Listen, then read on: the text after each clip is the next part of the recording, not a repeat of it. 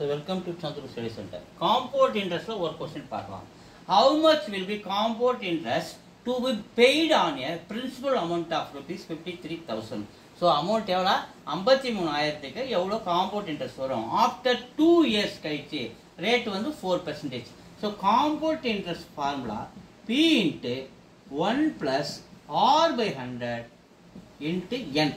So கவனிங்க compound interest நமக்கு வேணும்னா principal எவ்வளோ 53,000 bracket 1 plus rate தான் 4%, 100 என்ன தான் number of years 2 years 2 இந்த பக்கம் நோத்திக்கிறேன் 53,000 within bracket cross multiply பண்றேன் 100 plus 4 104 by 100 into square. So 53,000 square இருக்கிறதுனால 2 டைம்ஸ் எழுதிக்கிறேன் 104 100 மறுபடியும் 104 100 2 டைம்ஸ் இந்த ஸ்கொயர் இருக்கிறதுனால எழுதிக்கிறேன். கவனிங்க. ஸோ இந்த 2 ஜீரோவுக்கு 2 ஜீரோ கேன்சல், மீது ஒரு ஜீரோ இருக்கா, ஒரு ஜீரோ போச்சுன்னா ஒரு ஜீரோ கீழே ஒரு ஜீரோ இருக்குது, ஞாபகம் வச்சுங்க. ஸோ 53 into 104 ஃபர்ஸ்ட் நம்ம மல்டிப்ளை பண்ணோம். 104 into 53 பண்ணுறேன். நான் 12க்கு 2 மீது ரிமைண்டர் 1. ஸோ அது 1 அப்படியே போடுறோம் 3 5ஆல் பண்ணுறேன். 4 5 20 0 மீது 2. ஸோ 2 5 2 1 5 5. ஸோ 5512. ஸோ 5512 மறுபடியும் 104ல் மல்டிப்ளை பண்ணுறேன். ஏன்னா இங்கே ஒரு 104 இருக்குதுல்ல. ஸோ 8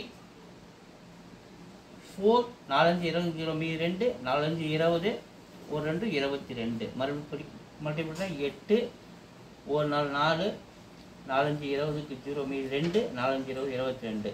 ஸோ 0 மல்டிப்ளை பண்ணுறேன் 0 0 0 0 1ஆல் மல்டிப்ளை பண்ணுறேன் 2 1 5 5 8 4 2 3 7 5 57 ஒரு டெசிமல் தள்ளி இல்லை அப்படியே வச்சுக்கோம். ஏன் இப்போ எவ்வளோ வருதுன்னா 57 32 48 பை இங்கே ஒரு ஜீரோ இருக்குன்னு சொன்னா 10.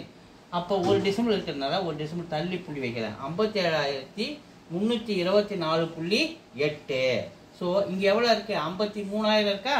அப்போ 57,324.8 நம்ம என்ன பண்ணோம் 53,000 அதில் மைனஸ் பண்ணுவோம். 8 4 2 3 4 43248 எங்கே இருக்கு 43248 1ல் இருக்கு. 1 இஸ் த ஆன்சர்ஸ். அப்போ காம்பவுண்ட் இன்ட்ரெஸ்ட் எவ்வளோ 4,324.8. ஸோ எல்லாமே மல்டிப்ளை தான். இது நீங்கள் ரூல் தெரிஞ்சால் போதும். அந்த மல்டிப்ளைலாம் நீங்கள் பண்ணி பார்த்து ப்ராக்டிஸ் பண்ணணும். ஓகேவா. ஸோ வீடியோஸ் தொடர்ந்து பாருங்கள். உங்களுக்கு தொடர்ந்து நான் சம்ஸ் போகிறேன். எக்ஸாம் பாயிண்ட் ஆஃப் வியூ உங்களுக்காக நான் நடத்திட்டு இருக்கேன். தொடர்ந்து பாருங்கள், பயன்பெறுங்க. நன்றி, வணக்கம்.